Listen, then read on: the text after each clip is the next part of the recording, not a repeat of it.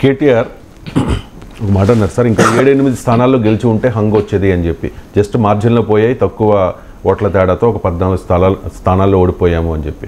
అంటే హంగ్ రావాలని బీఆర్ఎస్ నాయకులు కోరుకున్నారా? ఇప్పుడు ఎందుకు ఆ మాట మాట్లాడినట్టు అంటే ఏం చెప్తారు? అది మీ ఇంటర్ప్రిటేషన్. హంగ్ రావాలని ఏ పార్టీ ఎందుకు కోరుకుంటుంది? వచ్చే పార్టీ గెలవాలని కోరుకుంటుంది, కోరుకుంటుందా చెప్పండి మీరే. అలా కదా సార్, ఇప్పుడు బీజేపీ సపోర్ట్ ఉందని ఏదన్నా కానీ ఒక ఎంఐఎం సపోర్ట్ ఎలాగో ఉంది. ఎందుకంటే ఒక పార్టీ తాను సొంతంగా గెలవాలని కోరుకుంటుంది కానీ హంగ్ రావాలని కోరుకోదు కదా. సొంతగా రావాలని కోరుకుంటుంది, హంగ్ రావాలని ఎందుకంటే ఏ పార్టీ కోరుకుంటుందండి? నాకు అర్థం కాని అంశం. హంగ్ రావాలని కోరుకుంటుందా అంటే ఆడ ఉద్దేశం ఏంటంటే ఇంకో 7 సీట్లు గెలిచి ఉంటే ఆటోమేటిక్గా కాంగ్రెస్ పార్టీకి మెజారిటీ సొంతగా ఉండేది కనుక కాదు కనుక హంగ్ వచ్చేది. హంగ్ వచ్చేది అన్నది తప్ప కోరుకుంటున్నానులే కదా. హంగ్ ఎందుకు కోరుకుంటారని ఎవరైనా గెలవాలని కోరుకుంటారు. సో బీఆర్ఎస్ అయినా గెలవాలని కోరుకుంటుంది, ఏ పార్టీ హంగ్ కోరుకోదు. గెలవనప్పుడు కనీసం హంగ్ అయినా వస్తే బాగుండేది కదా అని అనుకోవచ్చు. అందువల్ల 14 సీట్లు నారోగా ఓడిపోయాం, ఇంకో 2% ఓట్లే తేడా, 7 సీట్లు అటు ఇటు అయితే కాంగ్రెస్ అధికారంలోకి వచ్చేది కాదు కదా అనేటువంటి యాంగిల్లో చెప్తున్నారు. అంటే కాంగ్రెస్ పార్టీకి ఏదేదో అద్భుతమైన విజయం, బీఆర్ఎస్కి ఏదేదో ఘోర పరాజయం కాదు అని చెప్పడం కేటీఆర్ ఉద్దేశం. ఎందుకంటే అది చెప్పింది మల్కాజ్గిరి రివ్యూలో. సో సాధారణంగా హైదరాబాద్లో బీఆర్ఎస్కి మంచి ఓటింగ్ వచ్చింది. రేపు ఇక్కడ హైదరాబాద్లో ఎంపీ సీట్లను, ముఖ్యంగా మల్కాజ్గిరి సికింద్రాబాద్ సీట్లను బీఆర్ఎస్ గెలుచుకోదలుచుకుంది. ఎందుకంటే ఈ 2 సీట్లు కూడా బీఆర్ఎస్కి 88 సీట్లు వచ్చిన 2018 ఎన్నికల తర్వాత జరిగితే ఒక సీటు బీజేపీకి, ఒక సీటు కాంగ్రెస్కి పోయింది.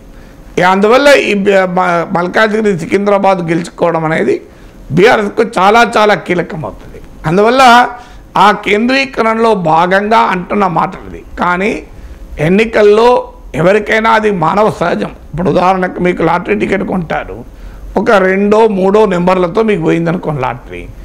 మీరు లాటరీ ఒక 2000 నెంబర్లో 20,000 నెంబర్ల తేడాతో పోతే అసలు మీరు పట్టించుకోరు. ఆ లాటరీ టికెట్ పక్క పడేస్తారు, మీ పని మీరు చేసుకుంటారు. కానీ 1, 2 నెంబర్లతో పోయిందనుకోండి, ఆ లాటరీ టికెట్ ముందు పెట్టుకొని రోజు బాధపడతావు. ఒక్క 2 నెంబర్లు కొద్దిగా ముందు నేను చేయబెట్టుంటే, కొద్దిగా తర్వాత నేను చేయబెట్టుంటే అని బాధ అనిపిస్తుంది. 20 మార్కులతో ఐఐటి సీటు పోతే ఎవడు బాధపడాడు. 1 మార్కుతో మెడిసిన్ ఇంజనీరింగ్ సీటు పోయింది అనుకోండి, వాడికి ఇంకెక్కువ బాధ ఉంటుంది. సో అందువల్ల వీరనే కాదు, ఎక్కడైనా అది నువ్వు గంట రైల్వే స్టేషన్ పోయావు, గంట లేట్ అయింది, రైలు మిస్ అయింది, నీకేం బాధపడవు. కానీ 2 నిమిషాలు రైలు అట్లా కదలడంతో నువ్వు స్టేషన్ అందుకున్నావు, అప్పుడు నీలో ఎంత బాధ ఉంటుంది. అందువల్ల ఇలా క్లోజ్ ఫినిష్, ఫోటో ఫినిష్ అంటారు. సో ఫోటో ఫినిష్లో ఓడిపోతే ఎవరికైనా ఆవేదన ఉంటుంది. ఎందుకంటే అది 2% ఓటు అయినా అధికారం 5 ఏళ్ళు, అది అధికారానికి 5 ఏళ్ళు దూరం. మళ్ళీ అధికారం రావడం ఎప్పుడు కూడా అంత సులభంగా ఉండదు, ఎందుకంటే ఆ పోటీ తీవ్రంగా ఉంటుంది. అందువల్ల ఒక 2% ఓట్లతో మనం దెబ్బతిన్నామే. కాస్తంతా మన ప్రవర్తన మార్చుకుంటే గెలిచేవాళ్ళం కదా, కాస్తంతా వ్యవహార సరళి చేంజ్ చేసుకుంటే గెలిచేవాళ్ళం కదా, కాస్తంత ఆలోచించి ఉంటే, అర్థం చేసుకొని ఉంటే బయటపడేవాళ్ళం కదా. ఎమ్మెల్యేలను కొంతమంది సిట్టింగ్ ఎమ్మెల్యేలను మార్చి ఉన్నా బయటపడేవాళ్ళం కదా. ఎందుకు ఆ ప్రగతి భవన్ పైన అలాంటి ఇమేజ్ వస్తున్నా చూస్తూ ఊరుకున్నాం? ఏమున్నది, వారానికి ఒకరోజు కేసీఆర్ వచ్చి జనాన్ని కలిసి, మిగతా రోజులు ఎవరో ఒక మంత్రి కలిస్తే అయ్యో గెలిచేవాళ్ళం కదా. ఈ ఆవేదన బీఆర్ఎస్లో ఉంటుంది, ఆ పశ్చాత్తాపం ఉంటుంది. కానీ అల్టిమేట్గా మనకు చేతిలో ఉండగానే మనం ఏమైనా చేసుకోవాలి.